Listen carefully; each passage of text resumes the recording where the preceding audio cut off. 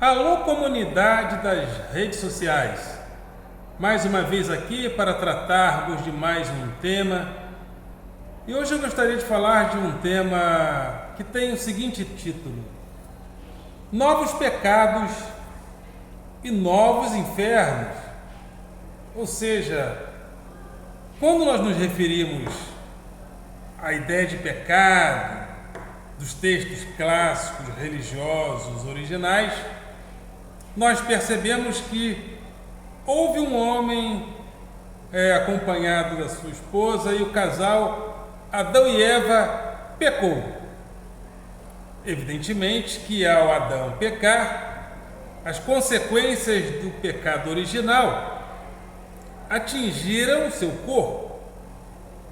O pecado original atingiu o corpo do homem, o corpo da mulher, o corpo do ser humano, que passou a caminhar e a vagar pela terra, tendo que aguentar, suportar as consequências desse pecado original. Mas, e quando Cristo vem, Cristo evidentemente precisa entregar o seu corpo em sacrifício para salvar o homem do pecado. Essa é a ideia. E nós temos então essa representação, ainda que a pessoa não seja religiosa, ainda que alguém seja um ateu, nós temos a ideia tradicional que uma pessoa, ao cometer um ato ilícito, ela deve, no seu próprio corpo, receber a punição. Aliás, segundo o texto bíblico, cada um dará contas do seu pecado, até a página A, até a página B, porque um pecou, todos pecaram. E no Antigo Testamento está escrito que Deus visitaria a iniquidade dos pais nos filhos até gerações vindouras, ou seja, a questão não era bem individual. A questão do pecado é uma questão coletiva. Um pecou, todos pecaram, todos morreram. E quando, às vezes, uma pessoa estava em transgressão e em desobediência, todo o povo levava a culpa no corpo. Então temos essa representação até hoje. Se uma pessoa comete um crime, ela, no seu próprio corpo, deve receber a punição. Por exemplo, sendo presa, indo para a prisão ou recebendo a sentença capital, a morte capital, ou seja, a pena capital através da pena de morte. Mas antes de entrarmos no tema de hoje, gostaria de convidar você mais uma vez a se inscrever no canal, a dar o seu like, a fazer o teu comentário e a compartilhar nosso material com outras pessoas. E ao se inscrever, acione o sininho para receber notificação de novos vídeos. Dê like, compartilhe e quando você se inscrever, acione o sininho para receber notificações de novos vídeos. E também não deixe, além de se inscrever no nosso canal, além de compartilhar, de comentar, é importante o comentário para que os vídeos cresçam na plataforma. E também você pode contribuir para o canal através do endereço Eldon de Azevedo Rosa, agência 2051, conta 0550-488-0 Bradesco. Eldon de Azevedo Rosa, agência 2051, conta 0550-4880 Bradesco, conta corrente. Mas vamos lá. Então, um pecado, ou seja, uma culpa, deve ser penalizada no corpo de quem a comete. Mas e diante de uma sociedade que a cada dia abre mão dos corpos, ou seja, abre mão da sua experiência com as coisas materiais que a cercam? E o próprio corpo parece que se tornou um não-corpo, ou seja, um avatar, principalmente com a nossa presença nas redes sociais, onde nos apresentamos não como um nós mesmos real, mas um nós virtual, representado por avatares. Tem até uma anedota que eu gostaria de compartilhar com vocês. De vez em quando eu fico pensando em parábolas, anedotas. E uma pessoa vivia cometendo um pecado. Ela ficava o tempo todo nas redes sociais, visitando sites pornográficos. E um dia essa pessoa morreu. E uma vez que ela morreu e praticava e visitava pornografia todo dia, toda hora nas redes sociais, ela se encaminhou diretamente para o inferno. Ela falou: bom, se eu sou praticante de pornografia e vejo pornografia todos os dias nas redes sociais, então eu vou para o inferno. Então ela se encaminhou para o inferno. Chegou no inferno, é recebida pelo diabo. O diabo olha para ela e fala: não, aqui não é seu lugar não. Aqui não é meu lugar, mas eu vejo pornografia o tempo todo nas redes sociais. Eu estou aqui para ser recebido pelo Senhor, seu diabo. Não é aqui meu lugar não? O diabo falou: não é aqui seu lugar. Então, o que eu faço? O diabo fala com Deus, só ele tem a sentença certa para você. Aí o indivíduo se encaminhou para o céu e é recebido por São Pedro. Ao ser recebido por São Pedro o encaminha ao Filho, né? Aí chega o Filho de Deus e diz: não, aqui no céu também você não pode ficar. Eu não posso ficar no inferno? Não posso ficar no céu? Eu vou ficar onde então? Aí o Filho de Deus, em nome do Pai, diz para ele: você vai ficar entre o céu e a terra, nem lá nem cá. Você vai ficar num lugar intermediário, olhando para uma tela apagada o tempo todo para purgar seus pecados. Então você vai ficar entre o céu e a terra, olhando para uma tela sem imagens para toda a eternidade. Aí, quer dizer, então, eu não vou para o inferno? Mas quem vai para o inferno pelo erro que eu paguei?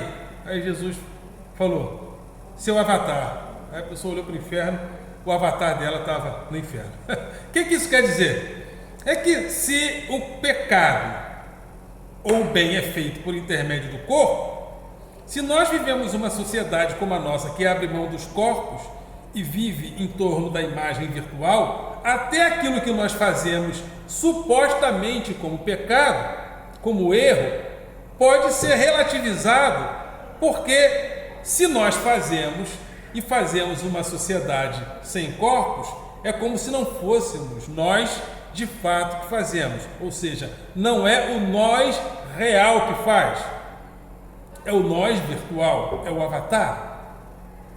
Então, se nós fazemos o bem ou fazemos o mal, não vamos diretamente nem para o céu nem para o inferno, ficamos num lugar intermediário. E quem vai para o céu ou o inferno? O avatar, porque é ele que faz o bem e é ele que faz o mal na era virtual, né?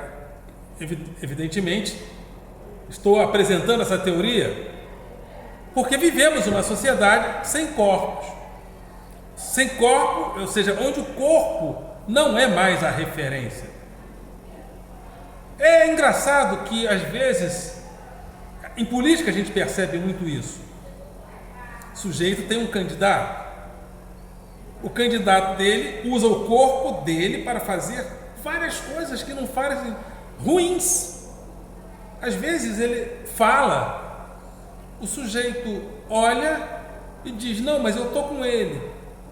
Porque o que ele faz e o que ele fala é como se não fosse real, é intermediário, ou seja, é um lugar intermediário entre o bem e o mal, o certo e o errado, o céu e o inferno. Então o sujeito faz o mal. Se ele faz o mal, ele fica num lugar intermediário, como por exemplo, olhando para a tela apagada de um computador a vida toda se ele viu filme pornográfico. E num lugar intermediário, curtindo algumas coisas mais ou menos boas, se ele fez o bem. E quem vai para o céu? O Avatar. E quem vai para o inferno? O Avatar. Por quê? Porque é o Avatar que nos representa, é o Avatar que nos representa nesse mundo virtual que a cada dia se apossa de nós. É o Avatar. Ele é como se ele tivesse que receber a punição. Então o candidato do cara fala as maiores barbaridades, mas aquela fala dele é uma não fala real, é a fala de um avatar representativo que apresenta o quê? Que apresenta comandos, vozes de comando, e as pessoas estão a cada dia reproduzindo as suas vidas através de vozes de comando, palavras de comando, e não através da realidade, e não através da avaliação analógica da realidade. São vozes de comando, são palavras de comando que aparecem às pessoas em várias manifestações, no Facebook, no WhatsApp, e a cada dia, quanto mais possibilidades nós temos diante da rede, mais as pessoas repetem coisas parecidas. Eu sou de esquerda, mas se uma pessoa disser qualquer coisa contrária ao candidato dela de extrema direita, comunista, coloca cruz no ânus, receita mamadeira de piroca. É só isso. São palavras de comando, sem uma avaliação. É o código pelo código, é a exacerbação da realidade semiótica. O que é a semiótica?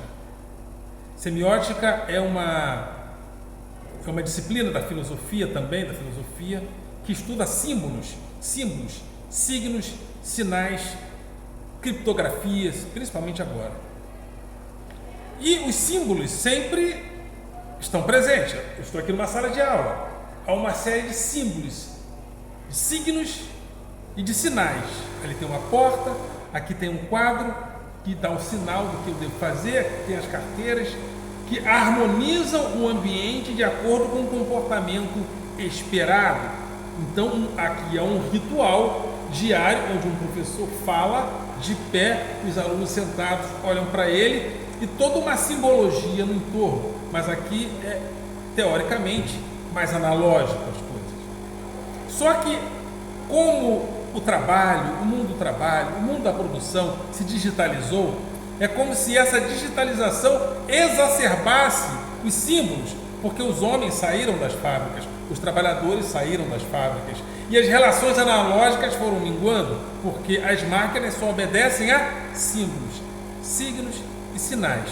E esses símbolos, signos e sinais que a máquina obedece ao ser incentivada por eles, tomou conta de nós e vivemos aquilo que eu chamo carinhosamente é o que a filosofia chama carinhosamente de subjetividade maquínica. Então, a pessoa só tem uma coisa para dizer para você, porque ela só conhece uma esquerda ou uma suposta esquerda, que é o PT. Para ela, o mundo geral da esquerda é o PT, não tem mais nada fora do PT. Então, PT, se é contra o candidato dela, petista, coloca cruz no ânus, como se, né, aí aquela, vai para Cuba comunista, só as mesmas coisas. Por outro lado, também existe uma esquerda que também tem as suas palavras de ordem. Só que, ultimamente, no lugar da extrema-direita, isso foi exacerbado até as últimas consequências, porque na esquerda ainda tem o charme do saber analógico, você ainda tem o charme do livro, ainda tem o charme do estudo, mas na extrema-direita existe a acusação, inclusive, que o estudo é um lugar ruim, porque nas universidades só tem maconheiro, só tem maconha, só tem comunista. Então, até o lugar do pensamento crítico analógico é solapado por esse discurso de extrema-direita, onde o comportamento maquínico semiótico ele é também incentivado. Ele tem em todos os lugares, ele tem em todos os lugares da política, sim, mas na extrema-direita ele é incentivado. As pessoas são incentivadas a agir como robô. Inclusive, eles mesmos começaram a fazer uma brincadeira de que eu sou robô assim, sou robô do Bolsonaro, sou robô. Ou seja, é uma brincadeira que na realidade parece, mas não, eles são robôs e têm orgulho de serem robôs, de reproduzir palavras de ordem, principalmente no lugar e com aliança com os evangélicos. Os evangélicos têm isso aqui agora, aqui antigamente não aparecia muito, mas existe muito isso entre os evangélicos, principalmente entre os neopentecostais.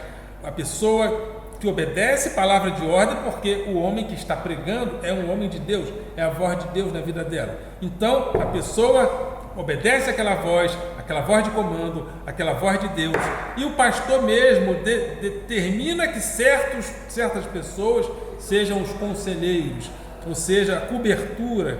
Cada pessoa tem uma cobertura espiritual. Então, se você quer namorar a menina A, você tem que falar com a cobertura B. E se a cobertura B não concordar, você não namora a menina. Ou seja, palavra de ordem. E isso que existia apenas no ambiente religioso está tomando conta, inclusive, da política, em meio a toda essa relação semiótica mórbida. É uma semiótica mórbida, onde as pessoas ficam só nos símbolos, nos signos, nos sinais, nas palavras de ordem, nas palavras de comando. Então, até o bem e o mal que é feito não é percebido como bem e o mal, porque a própria pessoa não se vê encarnada no bem e o mal de forma objetiva. Quem pratica o bem e o mal? Um não eu, o avatar. E quem vai para o céu? Caso eu faça o bem, o meu avatar vai para o céu, eu fico num lugar intermediário. Quem vai para o inferno caso eu faça o mal? Se eu faço o bem, o meu avatar vai para o céu. Se eu faço o mal, meu avatar vai para o inferno. E onde eu fico? Num lugar intermediário entre o céu e o inferno. Estou fazendo, logicamente, uma representação. Estou contando aqui uma parábola, uma fábula para representar isso.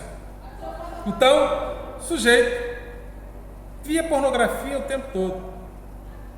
Aí ele falou, vou para o inferno. Se encaminhou para o inferno. Chegou lá, o diabo falou, não, aqui não. Aí ele foi para o céu. E Deus falou, não, aqui não. Onde eu vou ficar, Jesus? Você vai ficar ali, no lugar intermediário entre o céu e o inferno, olhando para uma tela que nunca se acende. E quem vai para o inferno? E quem vai para o inferno pelo que eu fiz? Teu avatar. Esse é o mundo que nós estamos vivendo. Ok, galera? Vocês são do coração.